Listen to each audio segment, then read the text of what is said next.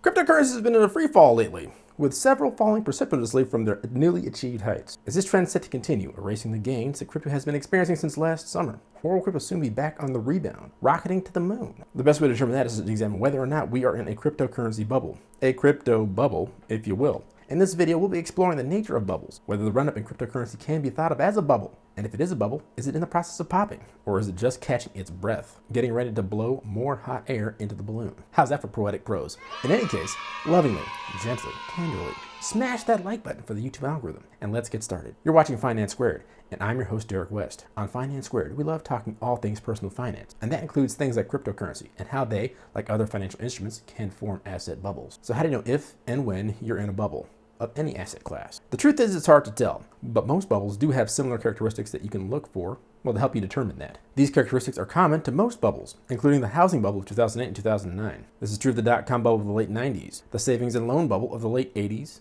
87 and 88, and almost all bubbles, including the stock bubbles that led up to the Great Depression of the 1930s, and even as far back as the tulip panic in the Netherlands, way back in the 1600s. Probably as long as people have been doing commerce with each other, bubbles in different asset classes have been forming. I bet an enterprising individual can take a look at the history of those bubbles and see these same characteristics. Financial bubbles always catch people off guard. They're deceptive and unpredictable. The damage that they cause to the economy and to society at large really depends on the asset class, how deeply ensconced that asset class is in the larger economy.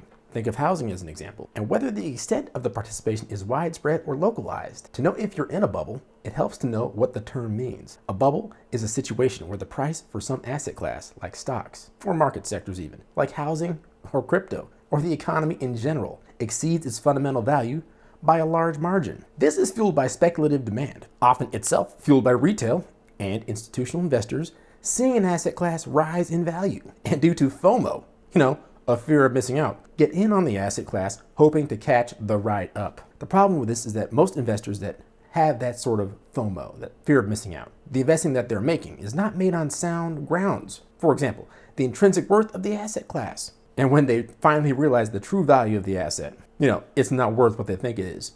And lots of other people realize that all at the same time. People can't offload said asset fast enough. And the mad dash to get out of that asset is when the panic ensues. You can compare bubbles to other cyclical economic phenomena, like credit cycles. This has been shown by economist Hyman P. Minsky. I bet that guy had a tough time in high school. But his book, Stabilizing an Unstable Economy, was a seminal work in identifying 5 stages in a typical credit cycle, which oftentimes resembles other types of bubbles. So stage 1, displacement. A displacement occurs when investors get enamored by a new paradigm, such as a historically low interest rate, as in the case in the 2008 housing crisis, or new technology, like in the dot-com crisis, or, for example, like in the development of cryptocurrency. Following the displacement phase, prices rise, and that leads to the boom phase. Prices rise slowly at first, but then they gain momentum as more and more people see the opportunity to get in while the getting is good. During this phase, the media catches on to the phenomenon, hoping to get likes on their YouTube videos, hint hint, and eyeballs on their network television shows, stoking fears among the populace of missing out on what could be a once-in-a-lifetime opportunity. And then comes stage 3,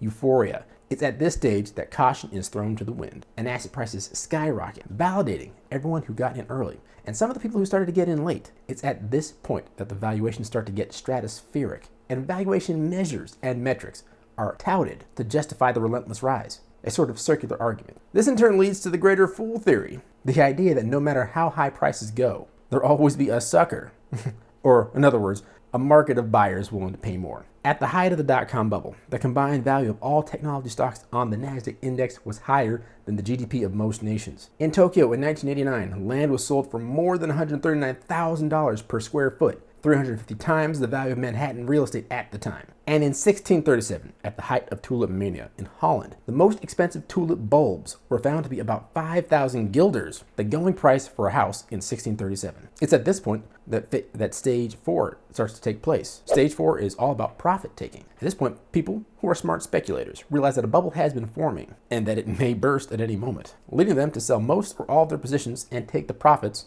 and get out. Oftentimes, though, the market continues to rise, and these same people start to regret their very decision as they see the bubble continue to increase in size, not realizing that, hey, it may pop at any moment. Some of them get back in, as a matter of fact, and they lose 2 ways: by missing out on the bubble as it continued to rise, and then by watching it fall to levels that they never would have expected. You see, most markets can stay irrational longer then you can stay solvent. And this is where step 5 comes in. the panic. This is where you see people jumping out of windows, lamenting their investing woes, and cursing the world for plunging all of their life savings into said asset class. It's at this stage asset prices reverse course and descend as rapidly or even more quickly than when they ascended. Oftentimes this continues until the asset class reaches its original price, pre-displacement, and sometimes hits lows worse than that. So if crypto is in a bubble, which stage are we in? With the stages of a credit cycle in mind, those stages are similar to the stages of a bubble. If crypto is in a bubble, what stage is it in? I'm of sort of a rare mindset that most economic phenomenon can be ascribed to cyclical phenomenon, similar to how most weather storms can be understood in the context of cyclical events, such as the Earth moving around the sun,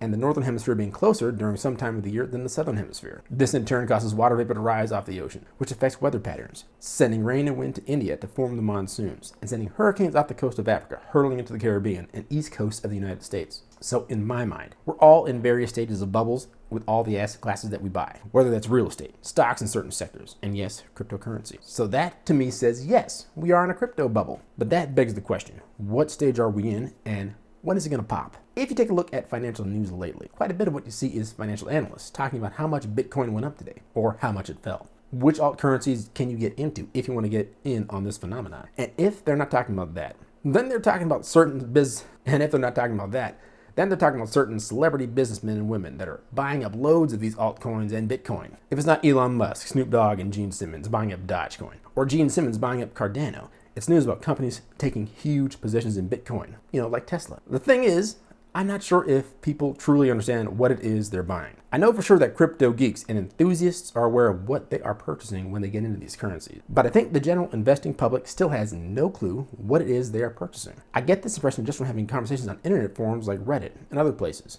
and speaking with friends who are typically savvy investors. I think quite a few investors think that crypto is very similar to Forex, except the currencies are not issued by sovereign governments. Now that is not completely wrong, but quite a few cryptocurrencies that people invest in, like, let's say, Euphoria and Chainlink. Well, their primary value proposition is not that they are coins that people can use to trade for goods and services. They are coins that people can use to trade for goods and services, but that's not really what they're all about. They are providing decentralized capabilities to help alleviate some of the problems of both the centralized internet and centralized currencies. And smart contract cryptos like Ethereum and Cardano are really about the power of their smart contracts, and not necessarily that they are worthwhile means of exchange. And that's all well and good. And I think in general, those cryptos will help to create a better, more decentralized internet. And it means to pay for those goods and services with a means of exchange that is free from the political manipulation oftentimes present within fiat currencies. But does that justify the value of Ethereum being worth more than the unit price of gold or silver? And our cryptocurrencies that are primarily being used as currencies or means of exchange, like Bitcoin, Dogecoin, and Litecoin, are they really going to be as popular if they lose value quickly? The unfortunate nature of those cryptocurrencies is that, with the exception of Dogecoin,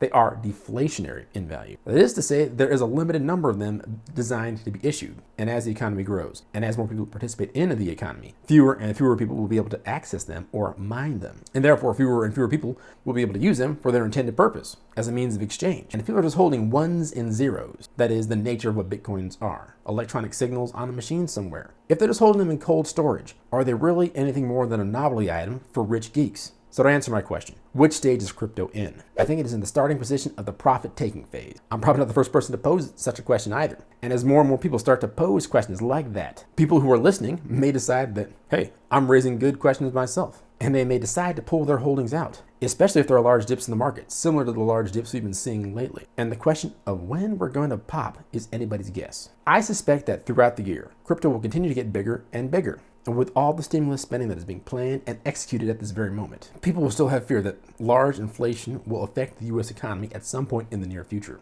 And crypto has become one of the hedges against inflationary fears, along with gold and silver. So I suspect this bubble will continue to grow well into next year. I also think there will continue to be minor corrections along the way. But ultimately, I think there will be a very large correction, particularly if inflation fears prove to be unfounded due to money not circulating in the economy due to pandemic-inspired lockdowns. And the final question I think we should ask ourselves, does that mean that you should abandon your cryptocurrency holdings now and take your profits before the blood hits the streets? I'm with the mindset that timing the market is a fool's errand. If you believe in the cryptocurrency that you're holding and its fundamentals, and that it has value to you and your interests, then I would hold on to whatever cryptocurrency you have. That said though, I would caution against using crypto as an investment in and of itself, unless the coin that you're investing in is a coin that is being backed by a company that is actually selling products to actual customers and getting currency in return for it.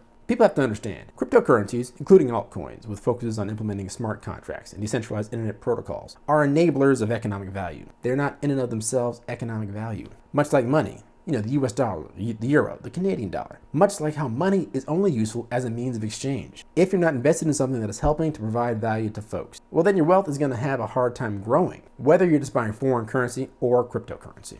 Be sure to realize the value of channels like this one by subscribing to them and turning on post notifications so that you get more videos on topics like cryptocurrency when they drop. This was a heavy topic, folks, not one that's easy to get out there and explain in an entertaining and enjoyable fashion. I hope I nailed it, but with that in mind, I'm gonna get out of here. But before I do, remember that a goal without a plan is a wish. A goal with a plan and no action is a wish list. Take action on your financial future by holding on to your cryptocurrency, even if the bubble pops. And I'll talk to you next time. Peace.